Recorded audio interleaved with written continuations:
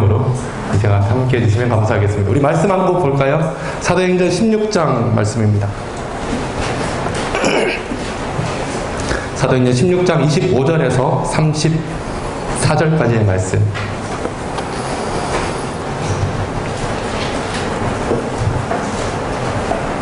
저와 함께 한 절씩 교독해서 받들어 읽겠습니다. 제가 25절 먼저 읽겠습니다. 한밤중에 바울과 실라가 기도하고 하나님을 찬송하며 죄수들이 듣더라.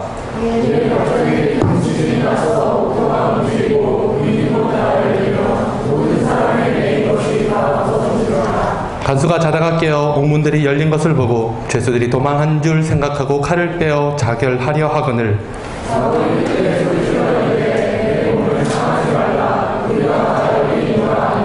간수가 등불을 달라고 하며 뛰어 들어가 무서워 떨며 바울과 실라 앞에 엎드리고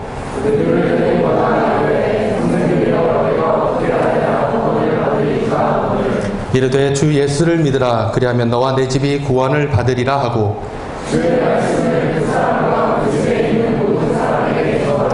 그 밤 그 시각에 간수가 그들을 데려다가 그 맞은 자리를 씻어주고 자기와 그 온 가족이 다 세례를 받은 후 그들을 데리고 자기 집에 올라가서 음식을 차려주고 그와 온 집안이 하나님을 믿음으로 크게 기뻐하니라. 아멘. 네, 단기 선교, 진도 선교를 가게 되면 이제 많이 만나게 되시는 연령대가 70대 후반, 80대 초반 정도의 연령대 분들을 많이 만나게 되죠. 그분들은 어떤 삶을 살아오셨을까요? 지금 그분들이 그 모습으로 거기에 계시기까지 어떤 인생을 살아오셨을까요? 먼저 그것부터 한번 생각해 볼까요? 할아버지, 80세를 기준으로 한 할아버지, 그 할아버지가 1930년대 후반쯤에 태어나신 분입니다. 그죠? 자, 먼저 보통 이제 인간의 일생을 살펴보면 출생 이후에 부모님의 어떤 보호 아래서, 양육 아래서 성장을 하게 되죠. 사춘기가 되고 사춘기 때 자기 인생의 독립을 준비하게 됩니다. 그리고 20대가 되면 이제 인생의 독립이 시작되는 것이죠. 생각과 감정과 또 삶의 모습에서 부모와 이렇게 독립이 시작됩니다. 30대가 되면 결혼을 하게 되죠. 예전에는 20대 후반부터 결혼이 이렇게 많이 이루어졌습니다. 결혼을 하게 되고 30대가 되면 취업 그리고 자녀를 낳게 되는 것이죠. 40대가 되면 이 자녀들이 이제 성장을 합니다. 그리고 직장에서 어떤 자리를 잡게 되는 것이죠. 안정적인 직장에서의 자리 잡음이 40대에 이루어집니다. 50대가 되면요, 생존 경쟁이라 그러죠. 50대가 되면 직장 안에서 치열하게 살아남기 위해서 다른 직장 동료들과 함께 이제 사투를 벌이게 됩니다. 자녀들은 성장을 하게 되고 50대가 되면 이제 대학에 들어가게 되죠. 자녀들은 집에 있는 시간보다 밖에 있는 시간이 더 많아지게 됩니다. 또 이 50대의 아버지는 직장 생활에서 사투를 벌이다 보니까 가정 안에서 지내는 시간들이 점점 줄어들게 됩니다. 집에 들어오면 씻고 자고 아침에 나갑니다. 그러다 보니까 가정 안에서 있기가 좀 어색해집니다. 자기 자리가 좀 없어지는 것이죠. 그러다가 60대가 되면 이제 노후를 생각하게 됩니다. 자녀들 결혼, 그리고 노후, 돈 들어갈 일이 많은 거죠. 그리고 직장에서도 조금씩 이제 뒤로 밀려나게 되면서 조금씩 이제 소외감이라는 것을 느끼기 시작합니다. 70대가 되면 이제 다시 직장에서의 생활이 없어지고 이제 가정으로 들어오게 됩니다. 온전히 가정에서 생활하게 되는 것이죠. 근데 가정에 들어왔는데 가정에서 있을 자리는 이미 없어진 상태. 아버지가 집에 있는 것이 오히려 이상한 그런 때가 되는 것이죠. 그러다 보니까 이제 낮에 아침 먹고 밖에 나가서 그냥 공원에 있다가 혹은 뭐 기원에 가서 바둑을 두다가, 혹은 여기저기 지하철 타고 돌아다니다가 저녁 때가 되면 들어옵니다. 그것도 힘이 있을 때는 그렇죠. 나중에 80대가 되면 어디 가지도 못하고 이제 눈칫밥 먹습니다. 지금 살고 있는 80대 인생이 그런 인생을 걸어온 거죠. 자, 할머니, 80대 할머니. 뭐 10대, 20대는 비슷할 것 같습니다. 그렇죠? 여러분들도 10대, 20대는 비슷하게 걸어왔을 것 같습니다. 자, 30대가 되면 결혼을 하고 자녀를 낳게 됩니다. 출산이라는 것을 하게 되죠. 그러면서부터 자녀에게 매이는 삶을 살게 됩니다. 자녀 양육이라는. 지금의 80대는 어쨌든 자녀 양육에서 어머니가 정권을 가지고 있었습니다. 자녀 양육에 대한 책임의 우선권이 어머니에게 있었습니다. 30대, 40대를 자녀 양육으로 다 보냅니다. 아이들 학교 보내고, 집 청소하고, 애들 오면 맞이하고, 학원 보내고, 밥 준비하고, 애들 오면 맞이하고. 잠깐 시간 나면 가정에 필요한 물건들 사러 가고, 들어오고. 뭐 그 정도를 30대, 40대의 시간을 한 20년 가까이를 보내게 되는 것이죠. 그러다가 50대가 되고 자녀가 대학에 들어가면 시간의 여유가 조금 생깁니다. 근데 이미 이제 같이 놀 사람은 없습니다.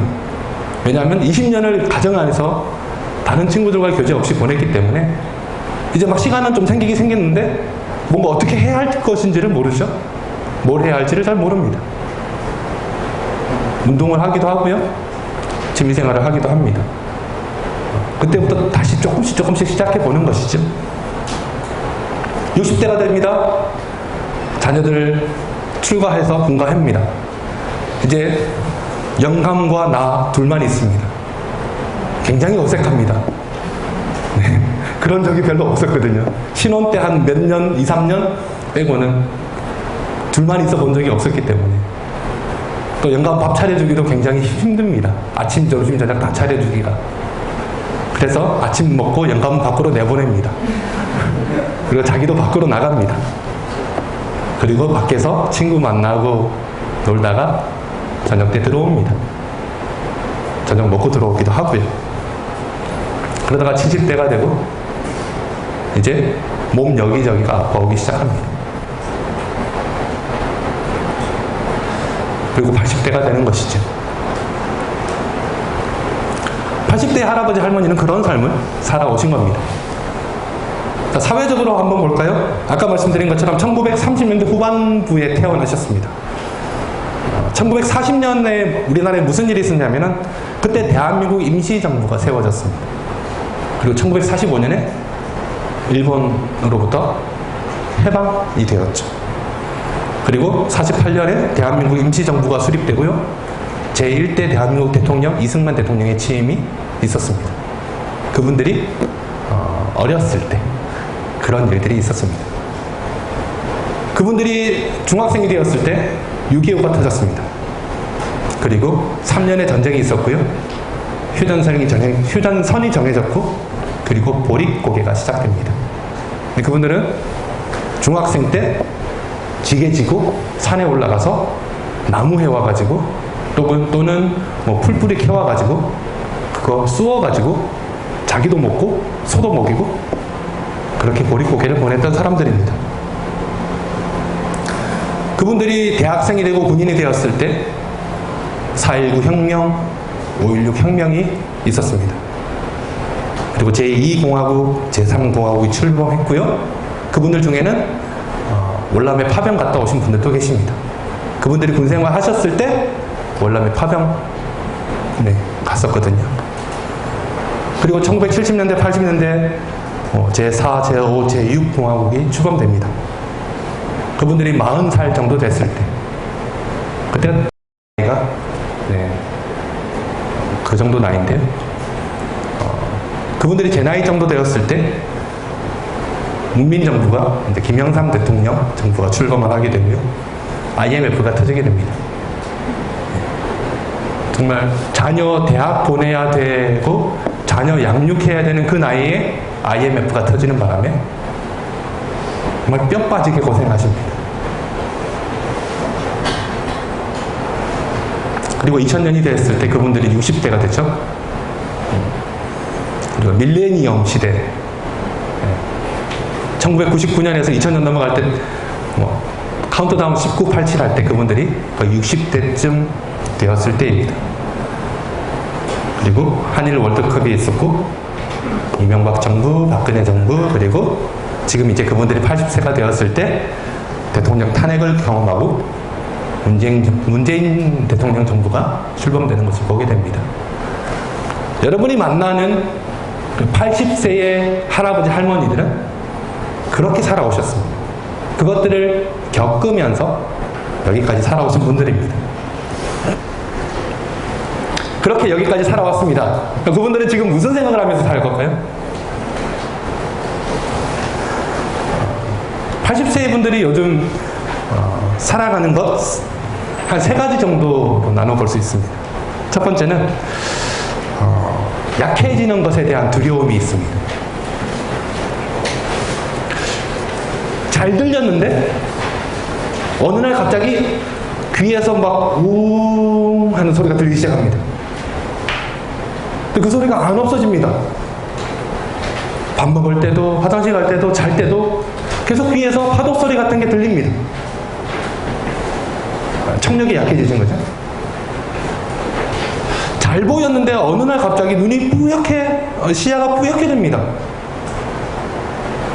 시력이 약해지시는 거죠. 옛날에는 한 30분 정도는 거뜬하게 걸어 다녔는데 무릎이 아프고 허리가 아픕니다. 관절염인 거죠. 여러분이 한번 생각해 보세요. 어느 날 갑자기 눈이 침침해지기 시작하고 눈에 뭔가 잘 안 보입니다. 일시적이면 괜찮은데 그게 하루 되고 이틀 되고 3일 지나면 여러분 무슨 생각이 드세요? 걱정이 됩니다. 내 몸에 무슨 일이 일어난 거지? 두려워지죠? 이러다가 시력이 안 보이면 어떻게 되지? 귀가 안 들리면 어떻게 되지? 라는 두려움이 생기기 시작합니다. 근데 그분들은 지금 그런 두려움을 안고 살고 있습니다. 내 눈이 언제 안 보이게 될까? 내 귀가 언제 안 들리게 될까? 하는 그런 두려움들을 안고 살아가고 있는 연령대입니다. 80세 분들은 또 하나 외로움을 안고 살아갑니다. 자녀들 다 출가시켰습니다. 여러분은 일주일에 몇 번 정도 부모님하고 통화를 하시는지 모르겠습니다. 물론 집에서 매일 만나긴 하지만 낮에 학교에서 뭐 직장에서 어머니 아버지 식사하셨어요? 라고 몇 번 정도 전화하는지는 모르겠습니다. 30대, 40대, 50대 분들이 부모님과 평균 일주일에 한 번에서 2번 통화한다고 합니다. 네. 그 80세 분들은 일주일에 한두 번 정도 자녀 목소리 들으면서 생활합니다. 외로움이라는 부분들 안고 살아갑니다. 특별히 그런 외로움도 있습니다. 친구들이 나이가 들어서 죽는 것을 보면서 살아가고 있습니다. 어제 같이 밥 먹었던 친구인데 내일 그 친구의 장례식장에 가는 그런 삶들을 살아가고 있는 것입니다.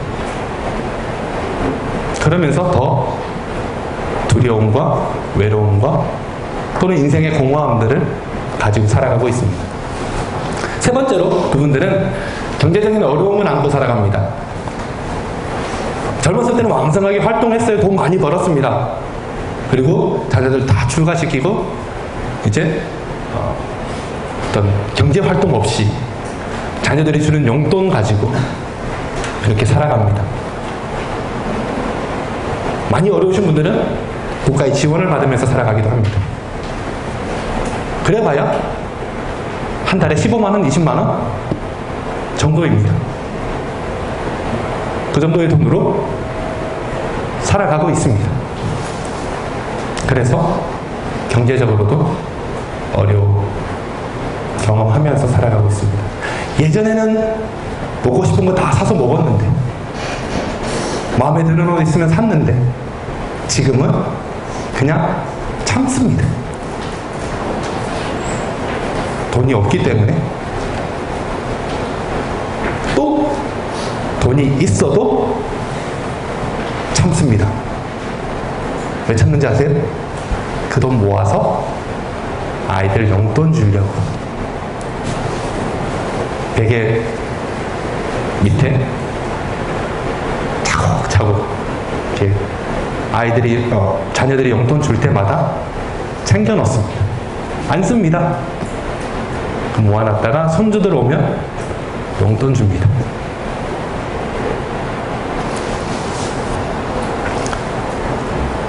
그분들이 그런 삶을 살아가고 있습니다.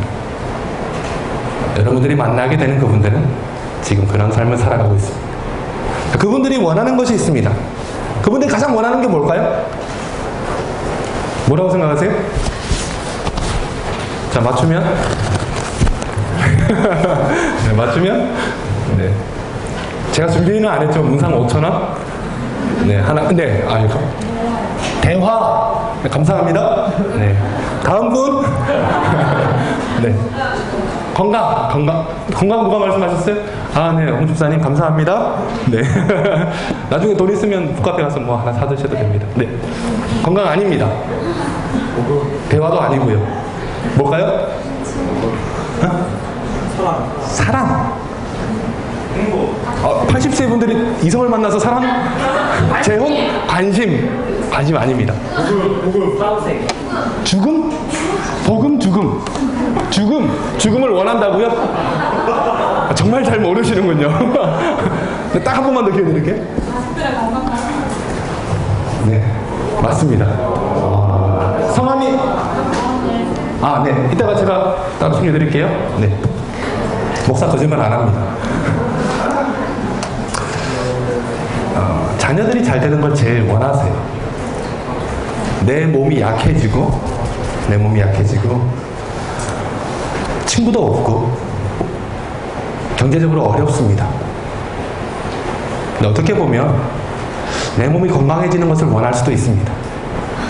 어떻게 보면 좋은 친구들 혹은 이성을 만나기를 원할 수도 있습니다. 여러분 잘 모르실 수도 있겠지만 80세에도 재혼합니다. 네. 재혼합니다.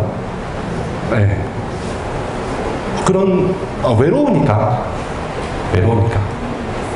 같이 그냥 말동무 같이 지내고 싶어서 재혼을 하기도 합니다.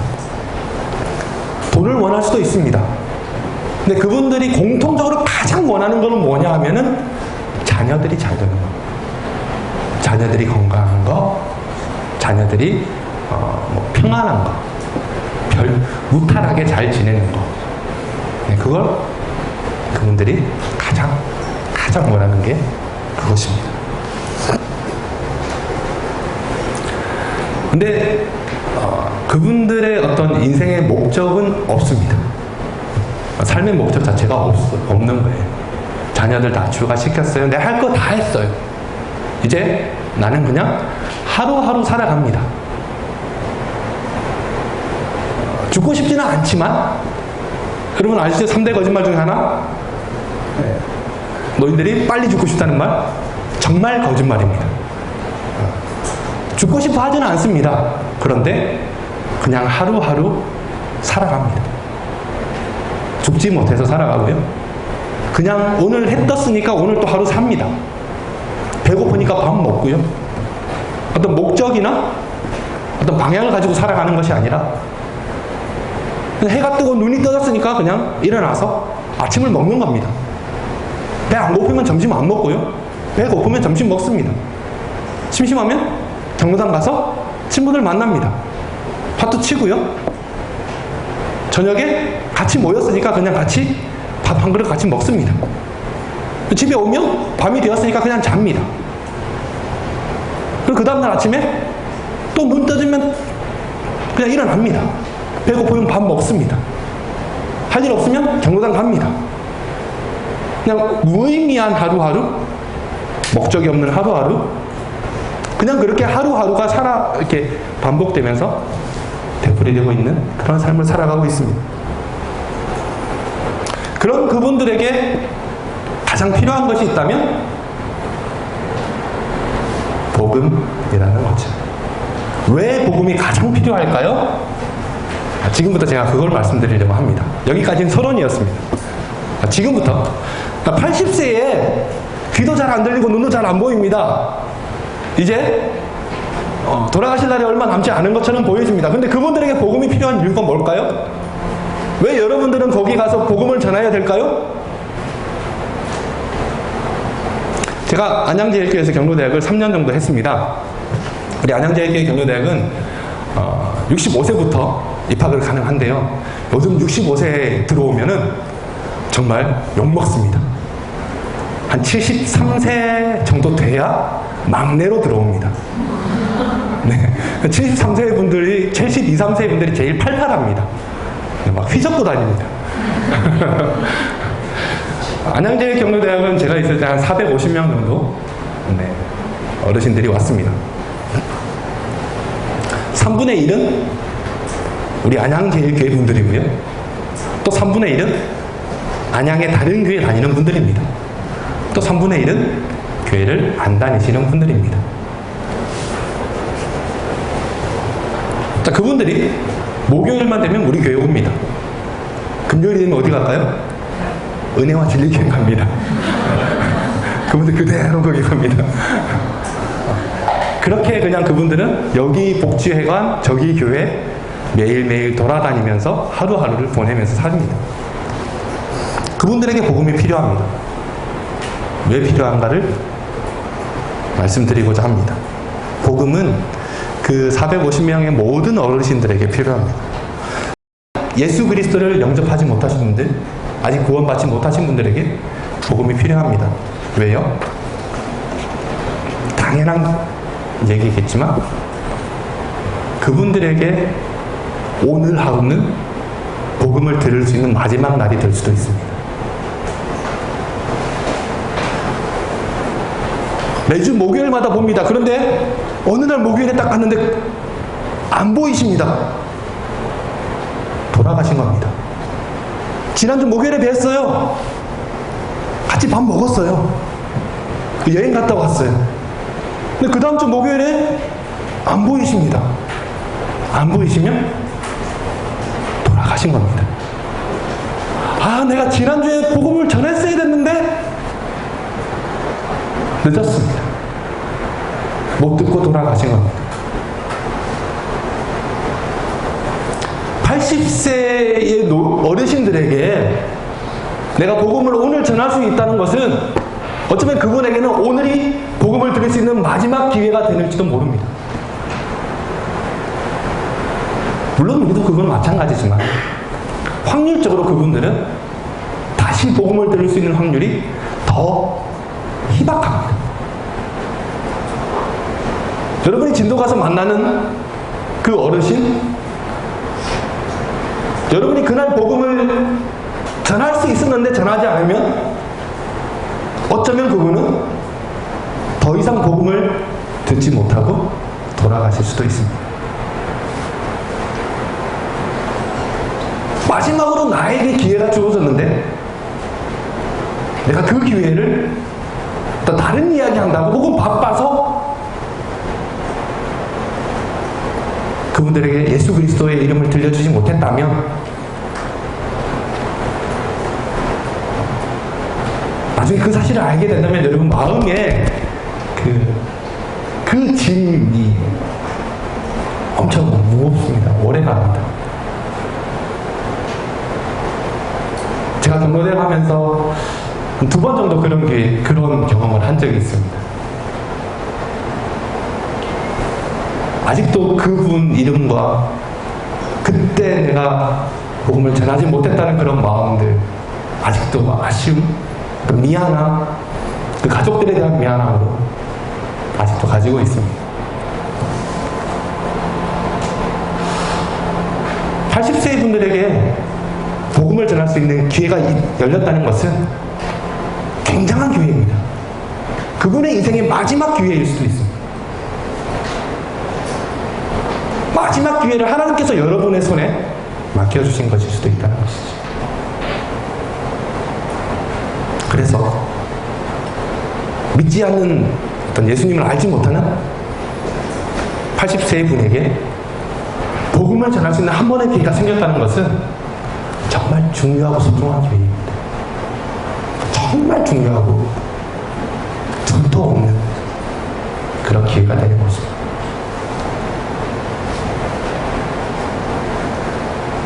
그리고 이 복음은 교회를 다니는 분들에게도 필요합니다. 나 교회 다녀 라고 말하지만,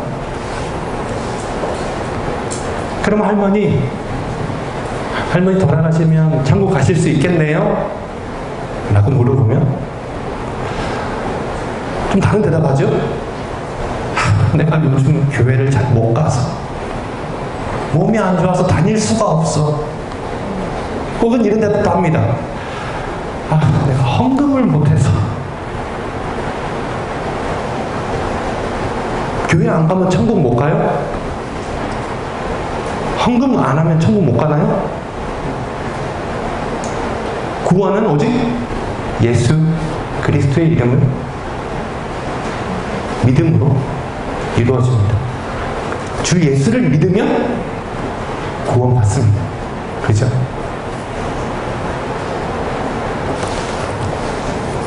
연세 드신 분들을 보는 분들이 많습니다. 그분들 세대는 그랬습니다. 어떤 체계적인 신앙의 훈련이나 어떤 구원에 대한 어떤 확신을 받을 수 있는 기회들이, 교육을 받을 수 있는 기회들이 많이 없었습니다. 그래서 그분들은 구원에 대해서 어떤 공로로 아니면 어떤 물질로, 헌신으로 구원받는다고 생각하는 분들이 많습니다. 그런 분들에게 아니에요 할머니, 구원은 예수 그리스도를 믿음으로 구원받습니다. 몸이 아파서 교회 못 가도 구원받을 수 있습니다. 헌금 못 하셔도 구원받을 수 있습니다. 예수님을 믿으시면 됩니다. 예수님을 믿으세요. 여러분이 알고 있는 예수 그리스도를 전해주시면 됩니다. 그것 또한 마찬가지로 어쩌면 마지막 기회가 여러분의 손에 쥐어진 것일 수도 있습니다. 그래서 복음은 교회 다니는 분에게도 필요하고 교회 안 다니는 분에게도 필요합니다. 자, 그러면 이런 질문도 나오죠? 그러면 구원의 확신을 가지고 있는 어르신들도 있을 것입니다. 그럼 그분들에게는 복음이 필요한가요? 안 필요한가요? 필요합니다. 왜 필요할까요? 앞에서 잠깐 말씀드렸지만 80세 정도 되면 여기저기 아픕니다. 눈도 잘 안 보이고요, 귀도 잘 안 들립니다. 죽음이 다가오고 있는 것이 느껴집니다. 내가 살 날이 얼마 안 남았다는 것이 느껴져요. 그러면 무섭습니다. 그냥 무섭습니다. 죽음이 뭔지에 대해서 얘기해주는 사람이 없거든요. 죽고 난 다음에 죽어봤더니 이런 일들도 이렇게 되더라 라고 말해주는 사람이 없습니다. 그래서 죽음은 그냥 두렵습니다. 그래서 사람들은 가능하면 죽음을 늦춰보려고 하죠. 근데 진리 중에 하나가 죽음은 아무도 피해갈 수가 없다는 것이 진리입니다. 죽음이 다가옵니다. 두렵습니다. 나는 구원받았어요. 나는 예수 그리스도를 믿습니다. 그런데 두려운 것은 있습니다. 때때로 마음이 흔들리기도 합니다. 그럴 때 옆에서 구원받으셨음을, 예수 그리스도가 할머니 할아버지 마음속에 있음을 확인시켜주는 것도 필요합니다. 붙잡아주는 거예요. 두려워하지 마세요. 겁내지 마세요. 우리 주님이 뒷팔 걸려 우리 할머니를 기다리고 계십니다. 그냥 가기만 하시면 됩니다. 라고 옆에서 말해줄 수 있는 사람이 필요합니다. 죽음을 바라보는 관점이 세상 사람들과 예수 믿는 사람은 달라야 합니다. 세상 사람들은 죽음을 아까 말했던 것처럼 가능하면 피해보려고 하죠. 늦춰보려고 합니다. 그래서 별것 다 먹어봅니다. 진시황이 불로초를 찾아 헤맸던 것, 많은 사람들을 보냈던 것 참 유명하죠. 그만큼 사람들은 죽음이라는 것을 피해보려고 합니다. 가능하면 늦춰보려고 합니다. 예수 믿는 사람들은 죽음을 어떻게 바라봐야 돼요? 죽음은 천국에 들어가는 문입니다. 죽고 나면 천국 들어갑니다. 하나님 품에 안기고 하나님 나라에 들어갑니다. 그 문을 넘어가야 하나님 나라에 들어가는 겁니다. 그냥 하나의 문이에요. 눈 딱 감았다가 뜨면 천국이에요. 그렇잖아요? 그러니까 죽음이라는 것을 두려워할 필요가 없는 거죠. 무서워할 필요가 없는 겁니다. 사탄은 죽음이라는 것을 가지고 많은 사람들에게 참 많은 영향력을 끼칩니다. 사탄은 죽음이라는 도구를 사용해서 많은 그리스도인들을 현혹시키고 두려움 가운데 빠지게 합니다. 그런데 우리 그리스도인들이 가져야 할 죽음에 대한 관점은 그냥 문 열고 들어가는 겁니다. 눈 딱 감았다가 딱 뜨는 겁니다. 그게 죽음입니다. 두려워하고 겁날 필요가 없는 거죠. 그 할아버지 할머니들에게 그것을 다시 한 번 더 확인시켜주는 것이 필요합니다. 괜찮아요. 두려워하지 마세요. 눈 딱 감았다가 뜨면 하나님이 당신 앞에 있을 거예요. 문 열고 들어가면 됩니다. 그러면 하나님의 나라가 할머니 눈앞에 펼쳐져 있을 거예요. 옆에서 누군가는 죽음 앞에 두려워하는 그리스도인들에게 그런 말을 해줄 필요가 있습니다. 그 할아버지 할머니들이 예수 그리스도를 구주로 영접했어요. 구원 받았습니다. 확신을 가졌습니다. 그런데 죽음 앞에 두려움으로 떨고 있습니다. 구원 못 받나요? 그건 아니에요. 그건 아니지만 평안하게 하나님 나라에 들어갈 수 있게 하기 위해서 믿음의 후배가 옆에서 힘이 되어주는 거죠. 죽음 앞에 두려워한다고 해서 구원이 취소됩니까? 죽음 앞에서 나 구원 못 받을 것 같아요 라고 말한다고 해서 구원이 취소됩니까? 그건 아닙니다. 구원은 하나님의 약속 가운데 여전히 존재합니다. 여전히 이루어질 것입니다. 그런데 평안하게 죽음의 문을 넘어갈 수 있도록 하기 위해서 도와주는 거죠.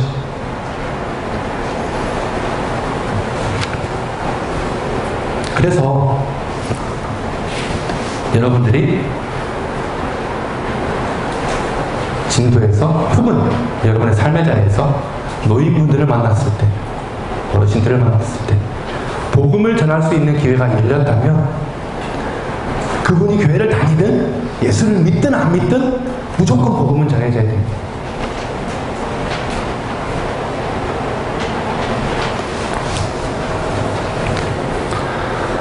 자, 그 어르신들이 여러분들이 전한 복음을 받아들였습니다. 예수 믿겠습니다 라고 결단했습니다. 영접기도 했습니다. 그리고 입으로 시인했습니다. 그분들이 앞으로 살아가는 삶에 여러 가지 부분들이 바뀝니다. 먼저 앞에서 말씀드린 것처럼 죽음이라는 것을 보는 관점이 바뀌어집니다.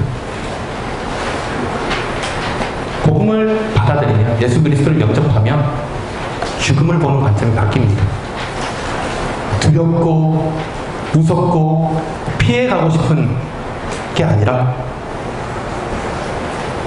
그냥 통과해야 되는 문, 그거 통과하고 나면 하나님 나라에 들어가게 되는 문으로 보게 됩니다. 두 번째는 친구가 생깁니다. 예수님이라는 가장 좋은 친구가 생기고요. 또 교회라는 곳에 가면 믿음을 가지고 있는 친구가 생깁니다. 80세에 믿음을 가지고 있는 친구를 얻게 되는 거죠. 그리고 감사할 수 있는 게 생깁니다. 사실 노인분들, 어르신들에게 가장 어려운 것 중에 하나가 감사해 보세요 해서 감사할 거리를 찾게 하는 겁니다. 굉장히 불평불만이 많습니다. 투덜거리고요. 뭐 이건 이래서 투덜거리고 저건 저래서 투덜거리고, 고구마를 많이 썰면 많이 삶았다고 투덜거리고 적게 썰면 적게 삶았다고 투덜거리고, 뭔가 꼭 한마디씩은 투덜거립니다. 그런데 예수 믿고 찬양을 부르고 말씀을 읽다 보면 말투가 조금씩 바뀌고요, 감사할 수 있는 거리들이 조금씩 생깁니다. 그러면서 감사하고 기뻐하는 삶을 살아가게 됩니다. 돈은 없어요. 몸은 여전히 연약합니다. 갈수록 쇠약해지고 있어요. 그런데 달라진 것은 없지만 마음이 바뀌는 거죠. 예수님이 그 마음 가운데 계시면 마음이 성령의 열매를 맺히십니다. 그래서 조금씩, 정말 더디지만 조금씩 바뀌기 시작합니다. 그리고 여러분, 그럴 수도 있어요. 여러분이 진도 가서 한 할아버지에게 복음을 전했습니다. 근데 그 할아버지가 문중의 어른이에요. 그 할아버지가 우리 집안은 다 교회 다녀! 라고 말 한마디 하면 그 밑으로 한 100명이 200명이 교회 다닐 수도 있습니다. 그런 일이 일어나요.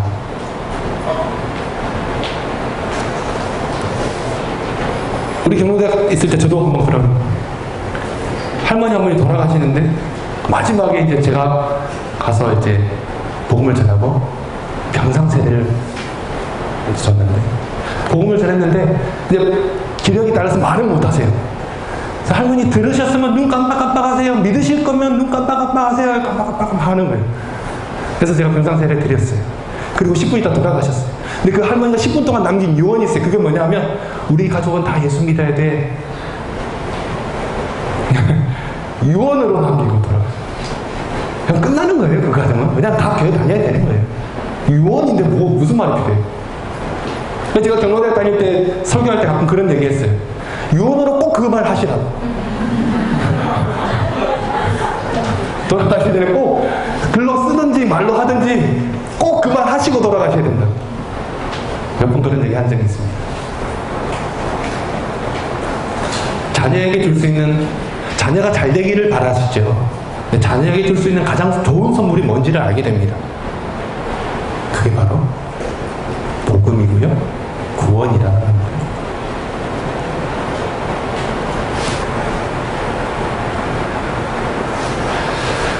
그리고 또 하나, 80세의 노인이 삶의 목적을 발견하게 됩니다. 제가 경로대학에 있으면서 우리 경로대학 어르신들, 학생들과 함께 한 게 있습니다. 그게 뭐냐면, 할머니 우리도 국내 선교 갑시다. 그래가지고 제가 70세 후반의 분들, 80세 초반의 분들, 그리고 선생님들 이렇게 아주 열 몇 분과 함께 국내 선교를 갔던 적이, 2년 동안 갔던 적이 있습니다. 그분들이 그런 얘기를 하셨어요. 갔다 오고 나서, 내가 가도 될까? 내가 가서 괜히 민폐나 끼치는 게 아닐까? 내가 가서 뭘 할 수 있을까?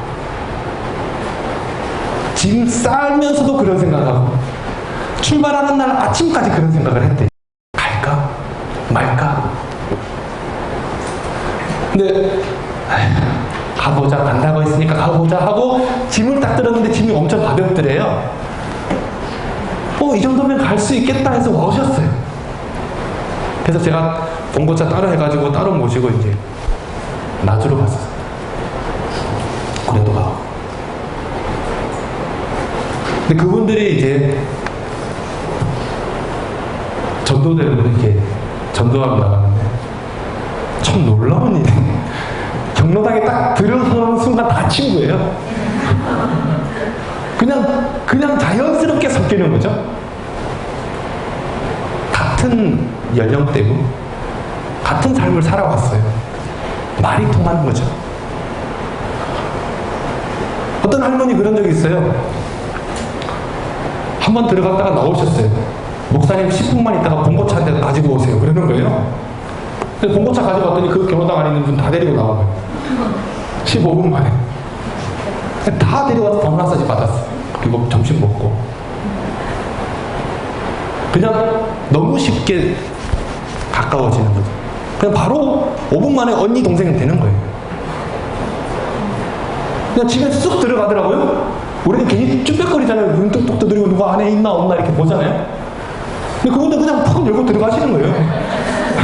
들어가셔서 평상에 그냥 탁 앉아가지고 뭐 고구마 있으니까 고구마 드시더라고요. 그리고 뭐 거기서 뭐 같이 국수 쌀만 먹고 낮잠 한숨 자고 그리고 하루 종일 지내다가 저녁에 같이 오시는 거예요. 그냥 그분들이 그런 얘기 하시더라고요. 나도 이 나이에 전도할 수 있구나.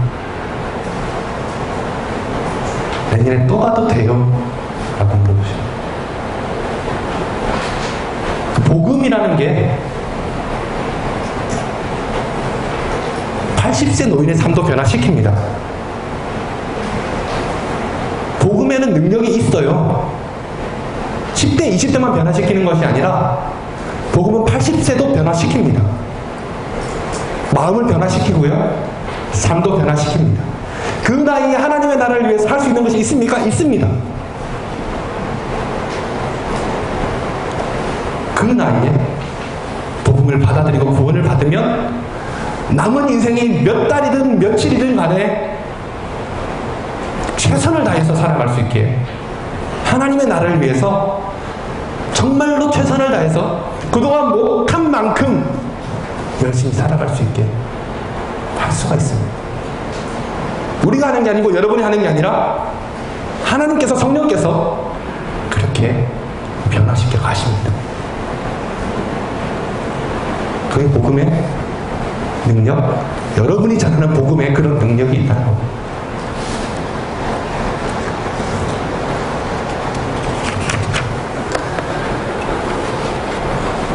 그래서 여러분이 전하는 복음은 중요합니다. 능력도 있고요. 복음을 전할 수 있는 기회 자체가 소중합니다. 그런데 그 이전에 여러분에게 먼저 점검해야 할 부분이 있습니다. 복음을 전하는 자에게 필요한 것이 있습니다. 그게 뭐냐 하면 내 마음 가운데 복음이 있어야 되는 거예요. 나에게 복음이 있어야 복음을 전할 수가 있습니다. 나에게 복음이 없으면 당연한 얘기지만 복음이 아닌 다른 것을 전할 수밖에 없습니다. 내 마음에 있는 것이 내 입으로 나옵니다. 내 마음에 예수 그리스도가 있으면 예수 그리스도가 나오게 되어 있습니다. 내 마음에 복음이 있으면 복음이 나오게 되어 있어요. 내 마음에 은혜가 있으면 은혜가 나오게 되어 있습니다. 내 마음에 다른 게 있으면 다른 게 나올 수밖에 없습니다. 복음을 전하는 자에게 가장 기본적으로 점검되어야 하는 부분, 내 안에 복음이 있는가? 그게 우선적으로 점검되어야 합니다. 또 하나, 그 할아버지 할머니를 봤을 때 80평생 사탄의 올무 가운데 붙잡혀서 살아온 그 영혼을 바라보는 안타까움이 있어요. 지금까지 평생 동안 복음을 들어보지 못하고 혹은 들어봤지만 아직도 예수 그리스도를 영접하지 못하고 아직도 복음을 받아들이지 못하는 그 영혼에 대한 안타까움, 이 마지막 기회가 나에게 주어졌음에 대한 사명감, 여러분의 마음에 크게 있어야 됩니다. 그 영혼을 바라보는 안타까움, 막 안타까워해야 됩니다. 안타까움이 막 말에서 묻어 나와야 됩니다. 할머니 마지막 기회예요. 정말 마지막 기회인데 오늘 아니면 안 되는데 여러분 마음 가운데 그 마음이 있어야 됩니다. 붙잡고 매달리고 때도 쓰고 눈물도 흘러볼 수 있는 그런 안타까움이 여러분들의 마음 가운데 있어야 합니다. 그래야 마음이 통하게 되어 있어요. 그냥 오늘 안 되면 내일 하고, 내일 안 되면 모레 하고, 올해 안 되면 내년에 하지, 그런 마음으로 가지 마십시오.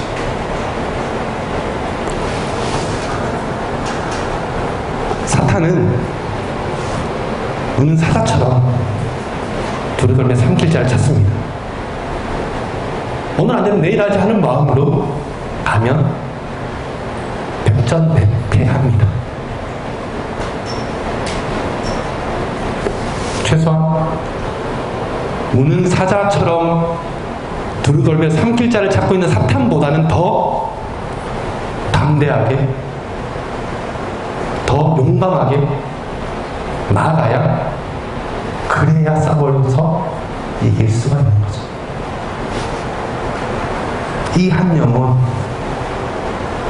80년 동안 사탄에게 붙잡혀서 살아왔던 이 영혼, 오늘 사탄의 얼굴을 끊어내고 하나님의 백성 되게 해주십시오. 그런 마음이 있어야 됩니다. 자, 세 번째 여러분이 가져야 될 마음이 하나 있는데, 그게 뭐냐면 가벼운 마음입니다. 조금 모순일 수도 있겠지만 80세 분들을 너무 어려워하지 마십시오. 나이 들면 애 같습니다. 애하고 똑같습니다. 10살 정도 되는 애라고 생각하시고 달래주고 얼르고 기분 맞춰주시면 됩니다. 말투만 조금 경어로 바꿔주시면 됩니다. 뭐 가끔 반말해도 괜찮습니다. 아이와 노인의 공통점이 참 많습니다. 먹는 거 밝히죠? 젓가락 사용 안 합니다. 그리고 많이 누워있죠? 병원도 자주 가고요. 때때로 기저귀도 찹니다. 잘 삐집니다. 혼자 외출 안 하죠? 노인과 아이는 공통점이 많습니다. 너무 어렵게 생각하지 마시고 편하게 내 할아버지 내 할머니처럼 그렇게 대하시면 됩니다.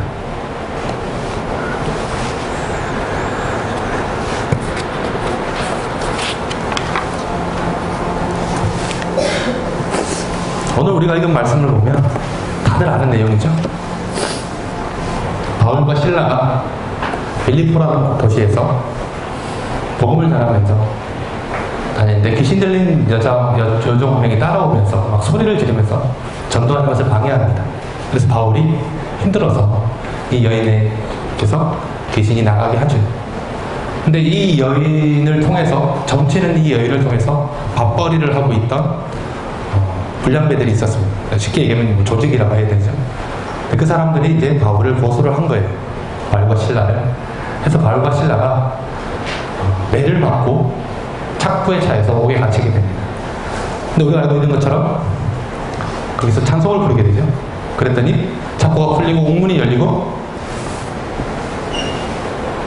땅이 흔들리고 간수가 놀라서 쫓아옵니다. 근데 자꾸 옥문이 다 열려있고 죄수들이 한 명도 보이지 않습니다. 그 당시에 관습으로 봤을 때 자기가 맡고 있는 죄수가 도망가면 간수가 이 죄수가 받을 형벌을 다 받아야 됩니다. 근데 죄수들이 다 도망갔어요. 바꿔 말하면 이 간수는 이제 죽는 모습입니다. 그래서 어떤 형벌을 받아서 죽는 것보다 그냥 차라리 깨끗하게 자결을 하자. 그래서 칼을 빼어들고 엎드리려고 합니다. 근데 그때 바울과 실라가 막죠. 막습니다. 우리가 여기에 있다 죽지 말라라고 얘기를 하죠. 이 간수가 묻습니다. 어찌하면 내가 구원을 얻을 수 있겠습니까? 근데 가장 유명한 대답을 하죠. 주 예수를 믿으라. 그리하면 너와 내 집이 구원을 얻으리라. 자, 이 간수는 로마 사람, 로마 군인입니다. 예수님을 알고 있는 사람이 아니에요. 기독교를 믿고 있는, 기독교 교회 다니는 사람이 아닙니다. 그런데 구원이라는 단어를 쓰고 있습니다. 우리가 얘기하는 구원과 다른 개념이에요. 우리가 얘기하는 구원은 뭐예요? 예수 그리스도를 구주로 영접하고 하나님 나라를 유업으로 받고 약속으로 받는 그걸 구원이라 그럽니다. 근데 이 간수는 그런 구원을 모릅니다. 이 간수가 얘기하는 구원은 뭐예요? 지금 내가 너무 놀랐습니다. 내가 지금 자결까지 하려고 내 마음이 자결까지 하려고 했는데 당신 덕분에 내가 살아났습니다. 생명을 얻었습니다. 근데 심장이 너무 놀라서 지금 진정이 안 됩니다. 내가 지금 어떻게 살아야 할지 모르겠습니다. 나 지금 어떻게 해야 할까요? 어떻게 해야 내 마음의 평안을 얻을 수 있겠습니까? 라는 의미의 구원입니다. 내가 어떻게 해야 구원을 받을 수 있겠습니까? 어떻게 해야 내 마음의 평안을 얻을 수 있겠습니까? 근데 바울이 동문서답을 합니다. 주 예수를 믿으라 그러면 너와 내 집이 구원을 얻으리라.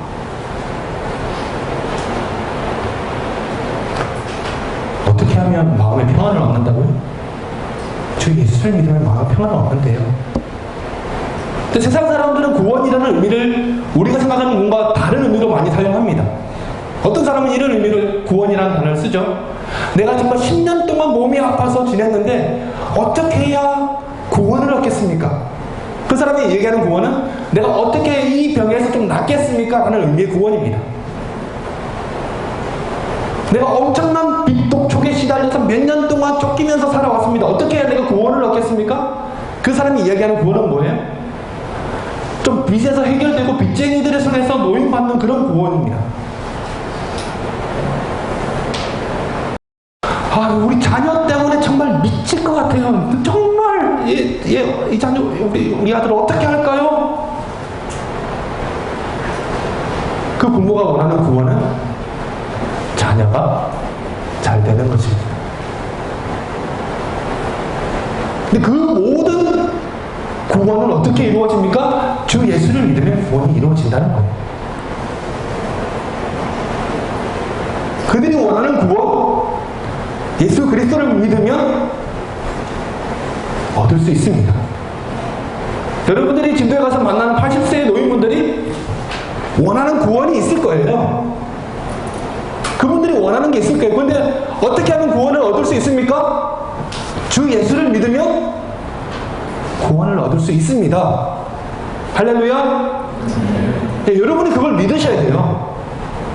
확신하셔야 됩니다. 할머니 몸이 아프세요?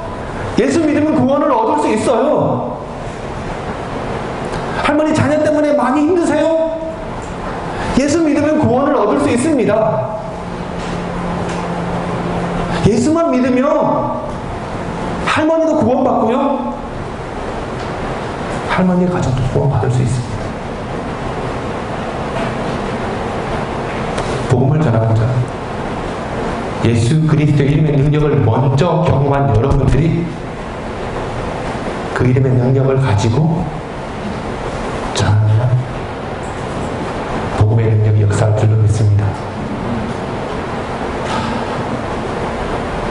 제가 여러분들이 진도를 밟는 그날에 저는 두바이를 가게 됩니다.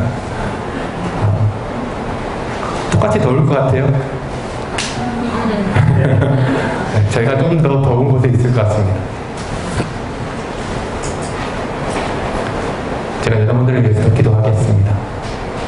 오늘 이곳에 모여있는 정말 아름다운 20대 청년들이 시간을 들이고 물질을 들이고 몸을 들여서 복음을 전할 때에 하나님의 나라가 그 땅 가운데 임하여서